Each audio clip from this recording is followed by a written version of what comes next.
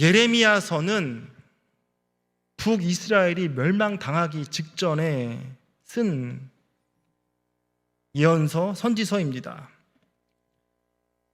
멸망 직전에 주어진 말씀이므로 멸망의 원인이 다 유다의 죄를 낱낱하게 파헤쳐 드러나게 말씀하고 있습니다. 남유다의 죄는 돌이킬 가망성이 희박할 정도로 그들의 죄는 절망적입니다. 남유다의 죄를 보면서 우리는 이 시대를 봐야 될 것입니다. 또 우리들의 죄를 보고 나의 죄를 살펴봐야 될 것입니다. 우리도 같은 정도의 죄 속에 살고 있으면서 죄를 깨닫지 못하고 있으면, 그래서 회개치 않고 있으면 우리 시대도 멸망 직전임을 알아야 할 것입니다. 예레미야 16장 2절에 여호와의 말씀이 예레미야에게 임합니다. 첫 번째 명령입니다. 예레미야에게 2절에 너는 이 땅에서 아내를 맞이하지 말며 자녀를 두지 말지니라. 처녀 총각이 가장 강렬한 소망 중에 하나가 결혼일 것입니다. 그리고 결혼한 사람이라면 강렬한 소망 중에 또한 자녀를 얻는 것일 것입니다. 그런데 하나님께서는 예레미야에게 이 모든 소망을 단념하라고, 결혼하지 말라라고 말씀합니다. 그래서 예레미야는 결혼하지 못하고 자녀를 생산하지 못하는 선지자입니다. 가혹한 명령인 이유가 선지자가 결혼하지 않음으로써 가정을 이루지 못하고 자녀를 낳지 못하는 것은 유다의 멸망이 임박해 있기 때문인 것입니다. 유다가 바벨론으로부터 전쟁의 참회를 겪고 멸망을 당할 때 가정이 깨지고 아내나 자녀를 잃게 될 것이기 때문에 그러한 것으로 경고의 표본으로 말씀하고 있습니다. 하나님의 선지 사역을 함에 있어서, 말씀 사역함에 있어서, 그래서 결혼도 포기하고 자녀도 포기하고 주님 앞에 서는 예레미야, 그의 닉네임, 별명을 눈물의 선지자라고 말하는 이유 중에 여러 이유일 것입니다. 우린 또 여기서 생각합니다.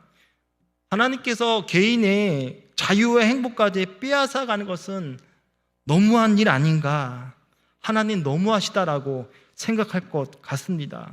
그러나 알아야 할 것이 있습니다. 하나님의 말씀을 맡고 또 하나님의 사명을 받은 자는 긍휼한 마음으로 시대를 섬겨야 할 선지자의 사명이 있다라는 것입니다. 스위스 사상가 칼 힐티는 사명에 대해서 이렇게 말했습니다. 인간의 생애의 최고의 날은 자기 인생의 사명을 자각하는 날이다. 인간 생애 최고의 날, 사명을 자각하는 거라고 말합니다. 하나님이 나를 이 목적에 쓰겠다고 그 목적에 깨닫는 것이다 라고 했습니다. 사실 기독교인들은 기독교인의 생명은 또한 사명인 것입니다. 하나님의 명령을 수행하기 위해서 살아가는 인생이라는 것입니다. 사명을 감당하려는 그 자체가 우리를 강하게 합니다. 담대하게 합니다. 경건하게 합니다. 지혜롭게 합니다. 충성스럽게 합니다. 열정적으로 만들며 최후 승리를 이끄는 원동력이 됩니다. 사명 때문에 그러합니다. 사명이 그를 살리는 것입니다. 바울의 고백을 보면 사도행전 20장 24절에 내가 달려갈 길과 주 예수께 받은 사명 곧 하나님의 은혜의 복음을 증언하는 일에 마치려 하면은 나의 생명조차 조금도 귀한 것으로 여기지 아니하노라.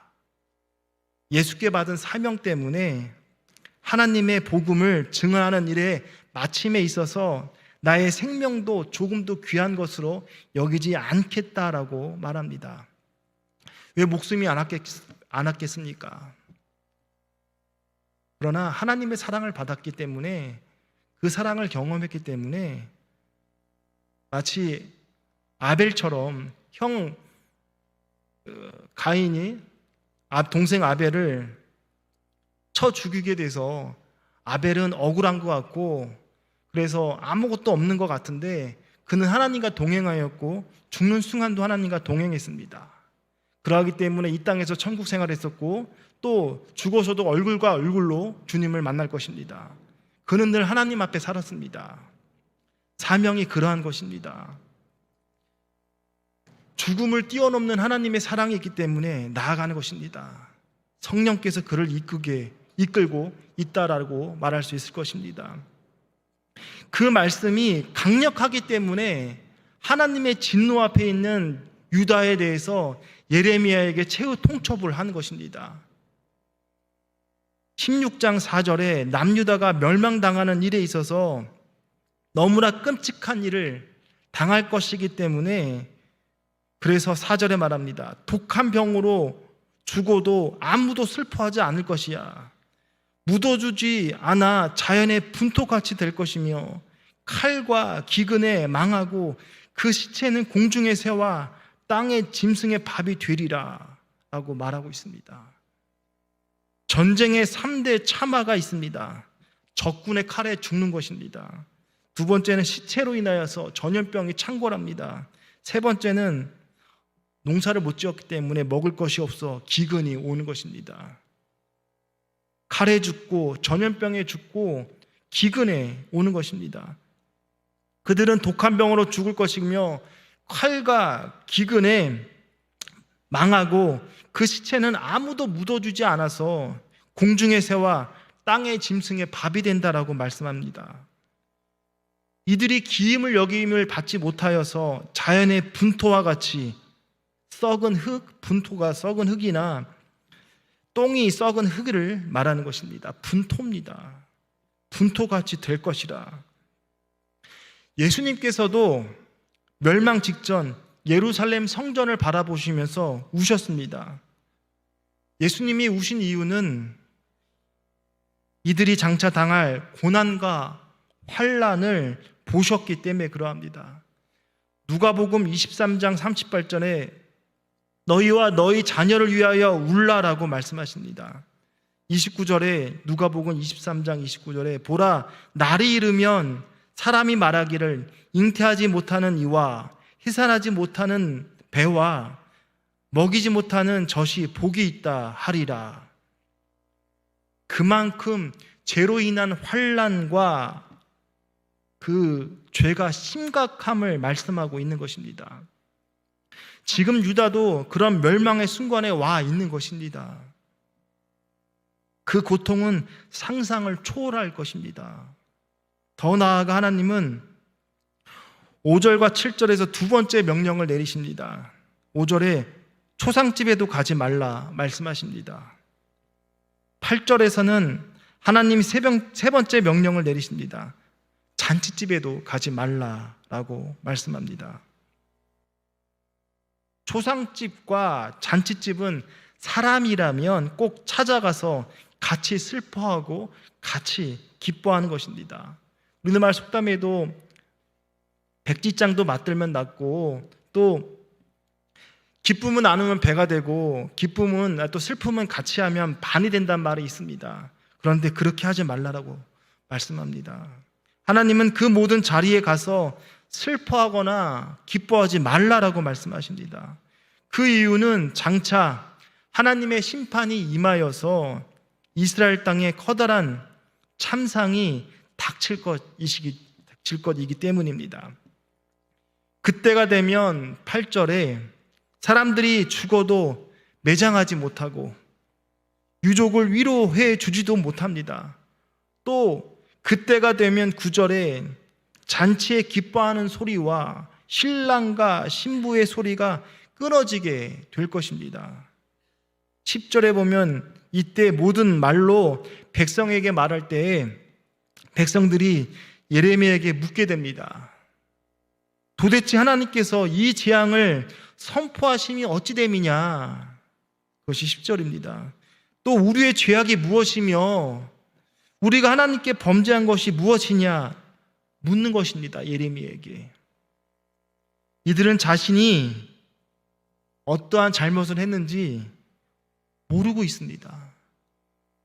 자신들이 멸망당할 만큼 죄를 짓지 않았다라고 말하는 것이죠. 이들은 자신의 죄악을 깊이 깨닫지 못하고 있는 것이죠. 죄악을 깨닫지 못하기 때문에 죄 짓는 것보다 더 나쁜 것입니다. 죄를 깨달으면 돌이킬 소망이 있습니다. 병원에서도 그 원인을 알면 치료를 할 수 있습니다. 원인을 알 수 없기 때문에 신경성을 붙이는 것과 같은 것이죠. 미련한 자, 깨닫지 못하는 자는 영적으로 볼 때 중병에 걸려 있는 것이 분명합니다. 예레미야는 지금까지 수차례에 걸쳐서 유다 백성이 죄가 무엇이고 하나님께서 왜 그들에게 진노하셨는지 선포했습니다. 하지만 이미 그들의 마음이 강팍할 대로 강팍해져서 하나님의 말씀에 귀를 기울이지 않습니다.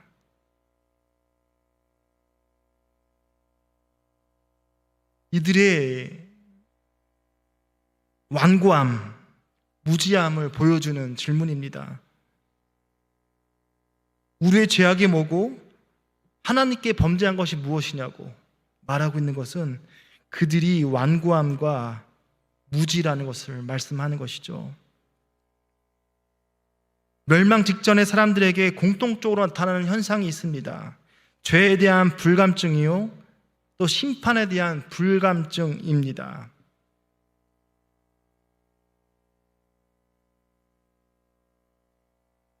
예레미야 16장 11절과 12절에 보면 이렇게 말하고 있습니다.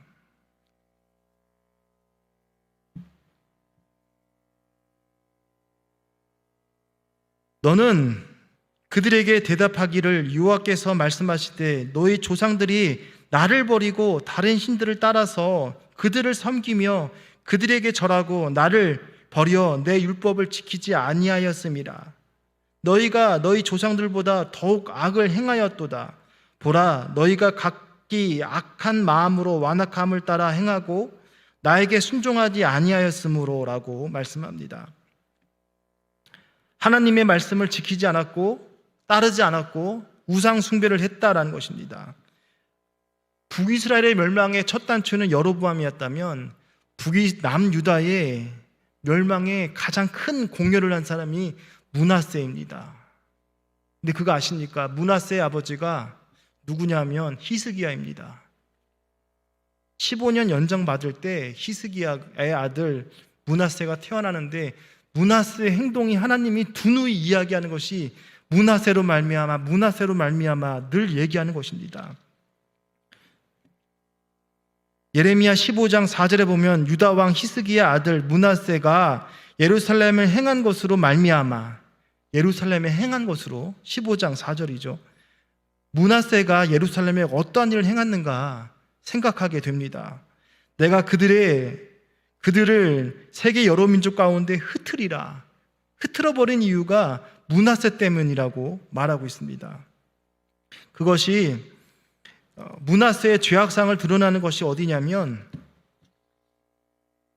열왕기하 21장부터 보면 열왕기하 21장 2절에 이렇게 말합니다. 므낫세가 여호와 보시기에 악을 행하여 여호와께서 이스라엘 자손 앞에서 쫓아내신 이방 사람의 가증한 일을 따라서 그의 아버지 히스기야가 헐어버린 산당들을 다시 세우며 이스라엘의 왕 아합의 행위를 따라 바알을 위하여 제단을 쌓으며 아세라 목상을 만들며 하늘의 1월 성신을 경배하며 또 하나님이 성전의 두 마당에 하늘의 1월 성신을 위하여 제단을 쌓고 또 자기의 아들을 불가운데로 아들을 그러니까 인신제사를 드렸다는 얘기죠.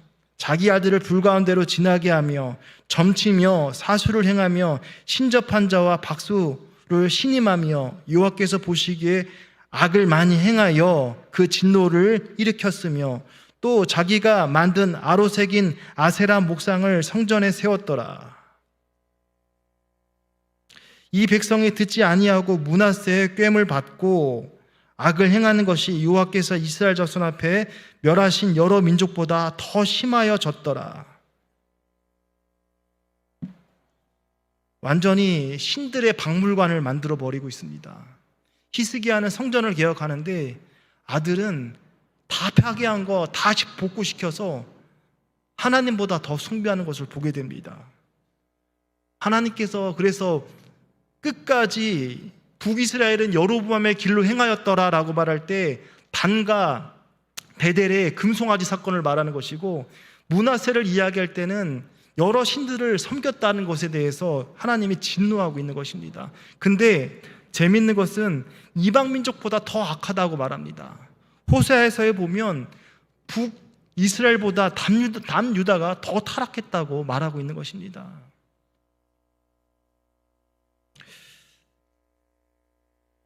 두 번째는 너희 열조보다 더욱 악을 행하였다. 그러니까 남유다의 죄를 이야기할 때 므낫세를 이야기하는 것이고, 그래서 이방 민족보다 북이스라엘보다 너희가 더 타락했다라고 말씀하고 있습니다. 하나님은 이스라엘 백성의 죄가 그들의 조상보다 더 크고 무겁고 심각함을 말씀하고 있습니다. 조상들의 죄는 다른 신을 섬기는 것, 율법을 지키지 않는 것, 불순종이었다면, 그런데 이스라엘은 한술 더 떠서 더 큰 악을 행하고 있다라는 것이죠. 더욱 악을 행했다라는 것은 정도와 횟수가 무르익었다라는 것입니다. 이들의 마음은 더욱 완악해져 갔습니다. 하나님께 불순종을 밥 먹듯이 합니다. 이런 그들이 당할 형벌이 16절입니다. 물고기로 비유합니다. 두 가지 비유입니다. 물고기와 또 짐승의 비유입니다. 그것이 16절에 보면 유다 땅을 어항으로 보는 것입니다. 유다 백성을 그 속에 살고 있는 물고기인 것입니다. 하나님께서 노련한 어부들을 유다에 보내어서 낫게 한다라는 것입니다. 그들을 해치는 것이죠. 두 번째, 짐승으로 비유하고 있습니다. 많은 포수를 불러다가 마음껏 사냥하게 한다라는 것입니다. 그들이 16절에 그들이 무자비한 추격에 눈을 피해서 높은 산, 낮은 산, 바위 틈, 동굴 틈 등등 숨어 다닐 텐데, 노련한 사냥꾼은 뒤쫓아가 사타타기게 깨끗하게 찾아내어서 그들을 멸하는 것입니다.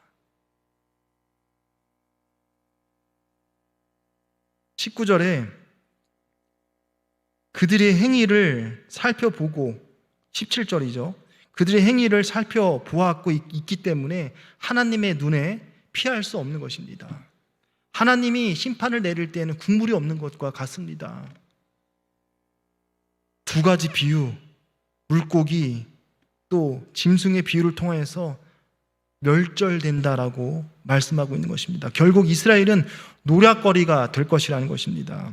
13절에 그들은 마침내 그 땅에서 쫓겨나 삶의 터전을 잃고 바벨론의 포로가 되어서 끌려가게 될 것이라는 것입니다.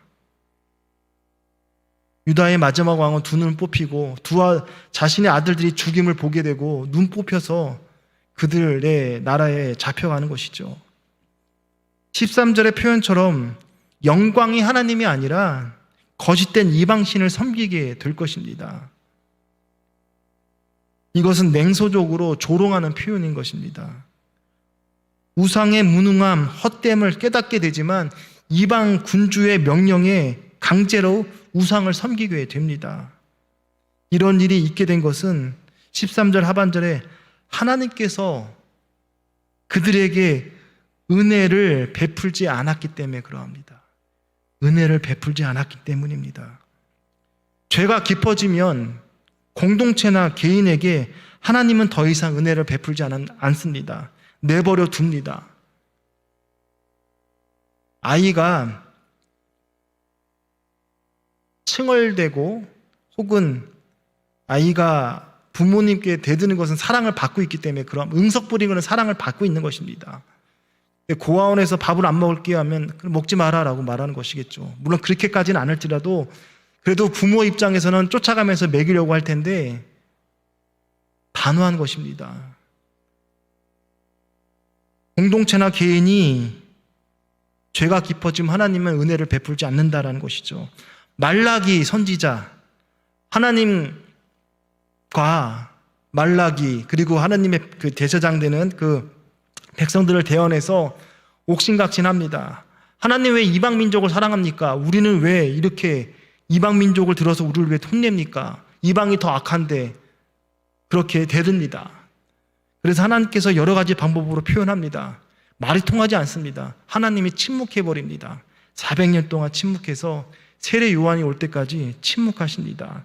은혜를 베풀지 않습니다. 이사야 5장에 하나님은 극상품 포도를 심었습니다. 이를 위해서 망대를 세우고, 그러니까 전망대죠. 도둑이 오나 안 오나. 그리고 술틀도 만들었습니다. 그런데 들포도를 맺혔습니다.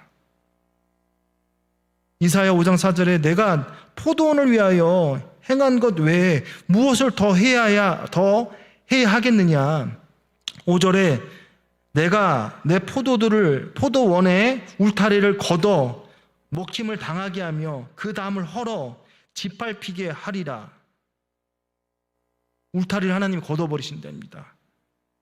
그 담을 헐어버려서 짓밟히게 한답니다. 6절에는 그것들을 황폐하게 하리니 다시는 가지치는 일, 북 돋는 일, 또 찔레와 가시가 날 것이며 비가 내리지 못하게 하리라. 하나님이 실망하니까 은혜를 걷어가시니까 울타리를 걷어버린다라고, 담을 치워버린다라고 말씀하십니다. 하나님은 어떠한 분이시냐면 예레미야 16장 17절에 이는 내 눈이 그들의 행위를 살펴보므로 그들이 내 얼굴 앞에서 숨기지 못하며 그들의 죄악이 내 목전에서 숨기지 못함이라. 하나님은 우리의 모든 죄악을 살펴보십니다. 사람은 결과를 가지고 이야기합니다. 하나님은 의도와 과정과 결과를 보십니다. 하나님이 살펴보신다라는 것은 자세하게 섬세하게 보고 계신다라는 뜻입니다.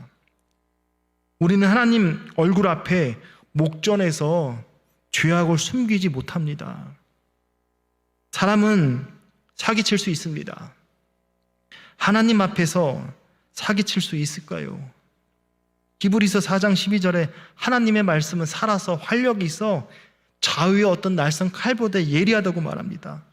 혼과 영과 및 관절과 골수를 찔러 쪼개기까지 하고 그의 생각과 마음을 감찰하신다라고 했습니다. 여기에서 자유로울 사람이 있습니까? 하나님이 나를 정확히 하시기 때문에 우리는 회개할 수밖에 없고 또 하나님의 유로가 넘치는 것입니다. 문제를 알았기 때문에 자복하게 되고 주님만이 살 길입니다라는 것을 고백하기 때문에 주님을 의지하는 것이죠. 예레미야 16장 13절에 내가 너희에게 은혜를 베풀지 아니함이라.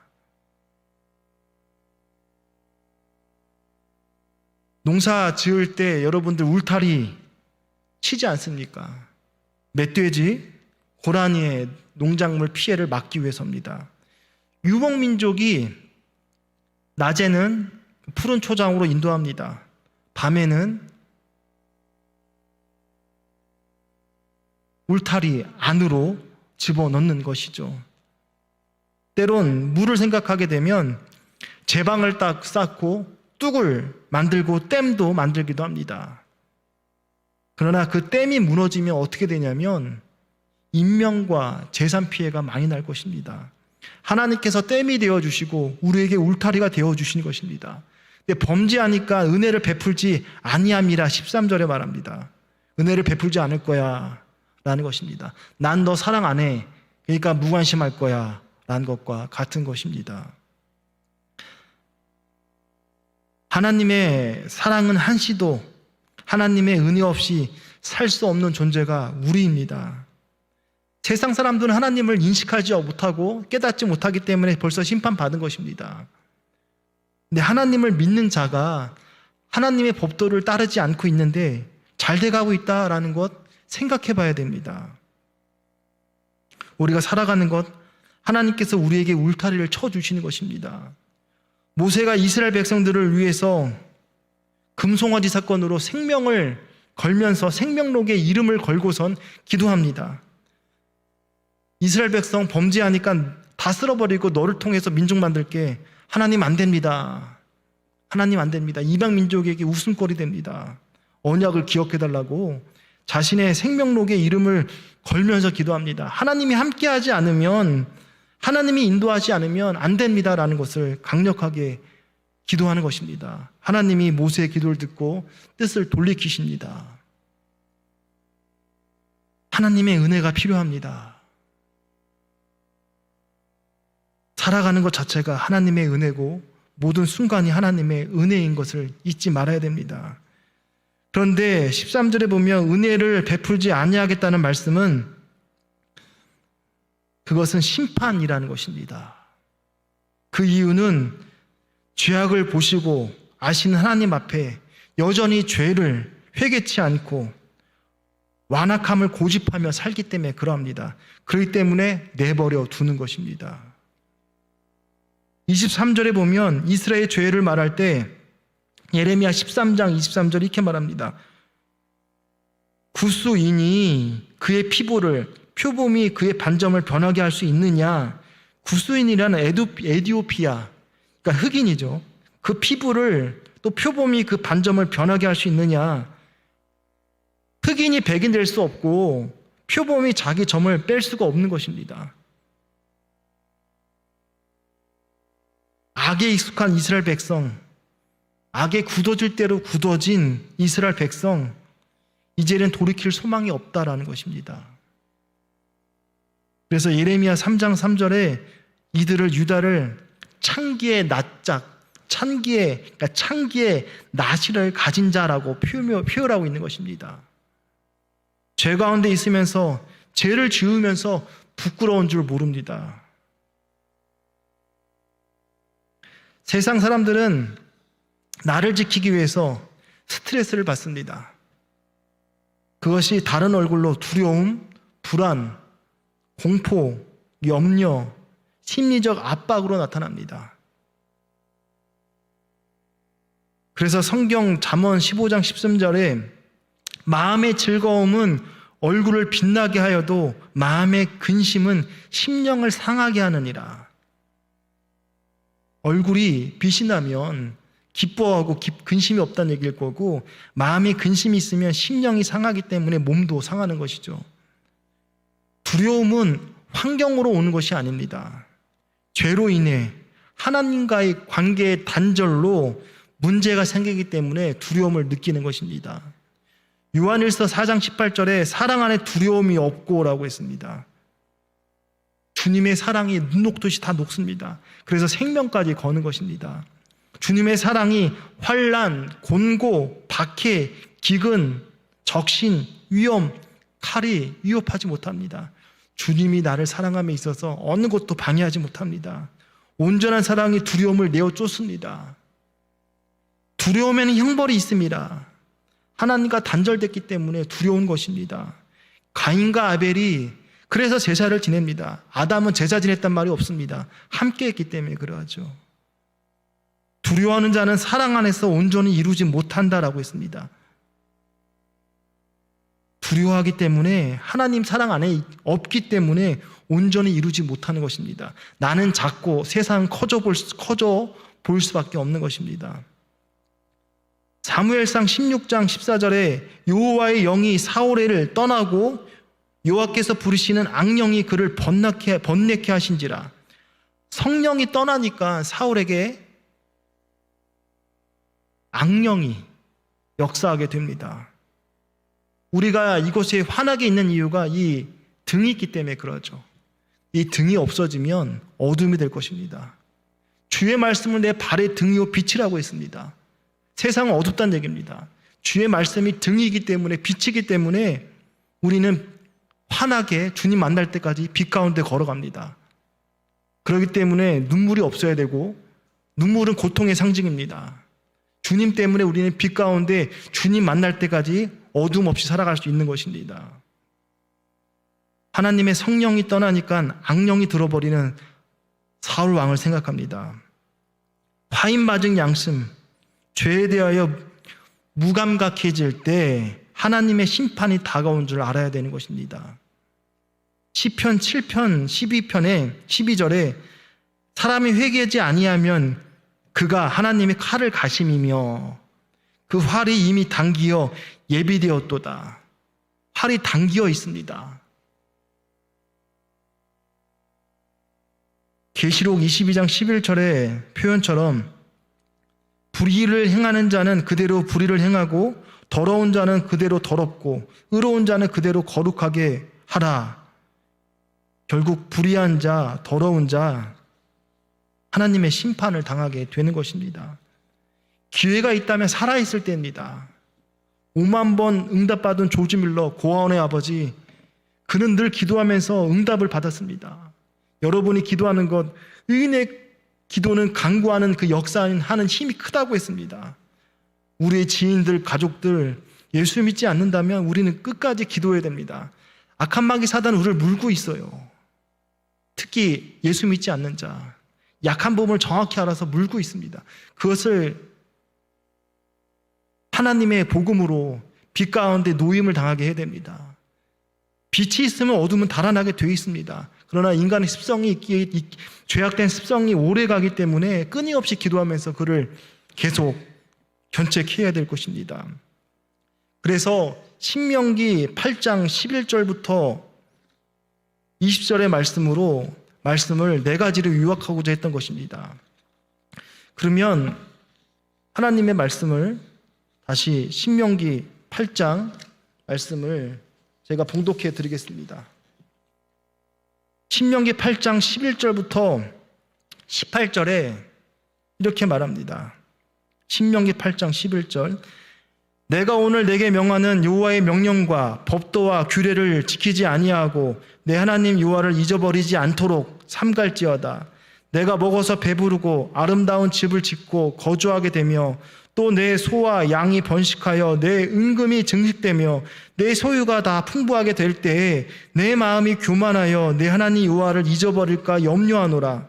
여호와는 너를 애굽 땅 종되었던 집에서 이끌어내시고 너를 인도하여 그 광대하고 광활한 광야 곧 불뱀과 정갈이 있고 물이 없는 간조한 땅을 지나게 하셨으며 또 너를 위하여 단단한 반석에서 물을 내셨으며 내 조상들도 알지 못하던 만나를 광야에서 내게 먹이셨나니 이는 다 너를 낮추시며 시험하사 마침내 내게 복을 주려 하심이었느니라. 그러나 내가 마음에 이르기를 내 능력과 내 손의 힘이 내가 이 재물을 얻었다 말할 것이라. 내 하나님 여호와를 기억하라. 그가 내게 재물을 얻을 능력을 주셨습니다. 이같이 하심은 내 조상들에게 맹세하신 언약을 오늘과 같이 이루게 하심이니라. 네 가지를 말씀드리고자 합니다. 우리가 하나님의 은혜를 기억하기 위해서 네 가지를 기억하고자 합니다. 첫째는 하나님의 은혜를 잊지 말라라는 것입니다. 11절이죠. 오늘 내가 명하는 명령을 계명과 법도와 율례를 지키지 아니하고 하나님의 잊어버리지 아니하도록 삼갈지어다. 잊어버리지 아니하도록 삼갈지어다. 잊어버린다는 것은 하나님의 은혜를 잊는다는 것입니다. 하나님의 은혜를 잊어버리면 하나님 자체를 잊어버리는 것입니다. 모세는 이스라엘 후손들에게 선조가 경험했던 은혜를 기억하길 원했습니다.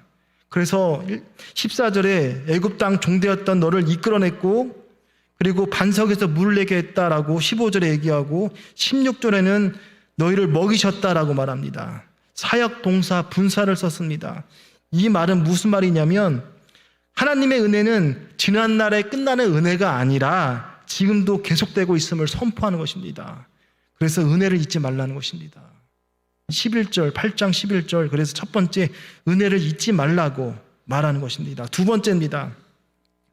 14절의 말씀처럼 내 마음이 높아져서 교만하지 말라라고 우리에게 교훈하는 것입니다. 모세가 이스라엘 후손들에게 여호와의 말씀을 잊어버릴까 염려하는 것은 잊어버리며 살았기 때문에 그러합니다. 물이 없었다고 원망하고, 또 아말렉 공격을 받아, 또 모세가 시내산에 올라갔을 때 금송아지를 만들며 또 10번이나 하나님을 반역했던 그들입니다. 출애굽의 경험이 없는 후손들이 가나안 땅에 들어가서 잘 먹고 잘 살게 되면 교만하게 될까 봐 염려하는 것입니다. 그래서 5절부터 보면, 신명기 8장 12절에 보면, 내가 먹어서 배부르고 아름다운 집을 짓고 거주하게 되며 내 소의 양이 번성하게 되고 은금이 증식되게 되며 내 소유가 풍부하게 될 때라고 했습니다. 편안해지면, 몸과 마음이 편안해지면 교만해지기 쉽다라는 것입니다. 교만하다는 것은 하나님보다 자기를 높이는 것이고 하나님을 무시하는 것입니다. 시편 18편 27절에 주께서 견고한 백성은 구원하시지만 교만한 자는 낮추신다라고 했습니다. 교만은 하나님이 미워하시는 악입니다. 세 번째 말씀드리면, 하나님이 주셨다는 것을 기억하라는 것입니다. 그것이 18절입니다. 너는 여호와 하나님을 기억하라. 하나님이 내게 재물을 얻을 능력을 주셨습니다. 재물을 얻을 능력을 주셨다라는 것입니다. 18절의 재물은 부만이 아닙니다. 능력과 실력도 뜻합니다. 능력과 내 손의 힘으로 재물을 얻을 것이 아니라는 것을 17절을 말하는 것이죠. 생명도 하나님이 주셨고 평안도 하나님이 주셨습니다. 하나님이 우리에게 생명과 또 재물만 주신 것이 아니라 모든 것을 우리에게 허락하셨다는 것, 부자 이야기를 교훈 삼아야 됩니다. 누가복음 12장 20절에 어리석은 사람이 오늘 밤에 내 영혼을 도로 찾으리니 내가 준비한 것이 누구 것이 되겠느냐. 하나님이 주셨다라는 것을 잊지 말아야 됩니다. 마지막 네 번째, 은혜를 알고 감사하면 복된다는 것입니다. 18절에 하나님은 내 조상에게 맹세하신 언약을 오늘과 같이 이루게 하신다라고 했습니다. 맹세하신다, 샤바라는 동사입니다. 하나님의 확실한 언약입니다. 하나님의 입에서 나온 말씀은 순종만 하면 반드시 이루어집니다. 그렇기 때문에 은혜를 알고 감사하면 복이 됩니다. 말씀을 정리하겠습니다. 때로는 그 길이 고난이 있을지라도 하나님의 선하신 방법을 신뢰해야 됩니다. 끝까지 믿어야 됩니다. 욥은 환난을 당해도 입술로 범죄하지 않았습니다. 주신 자 하나님이시고 거두신 자 하나님이라고 고백합니다.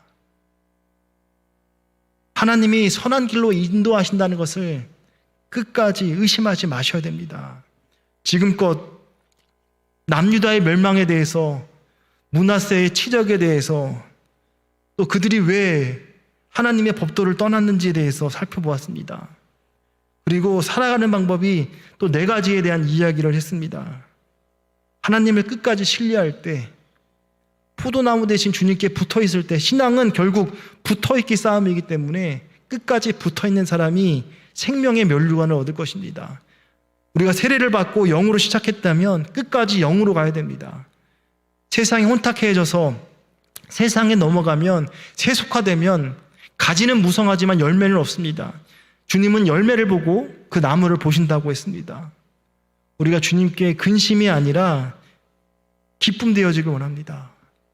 우리의 신앙이 더욱더 깊어져서 넓어져서 확장되어서 신앙의 믿음의 큰 거장이 되어서 주님께 2달란트, 5달란트 가진 자로서 또 그 이상이 남기며, 또 사명, 예레미야 눈물의 선지자가 사명을 담당할 때 결혼도 못하고 자녀도 없지만 하나님의 사명을 받았다라는 것, 그 하나 때문에 하나님 앞에 기뻐 나아가는 것처럼 우리 삶이 사명 다하는 날까지 주님만 바라보는 저와 여러분이 되었으면 좋겠습니다.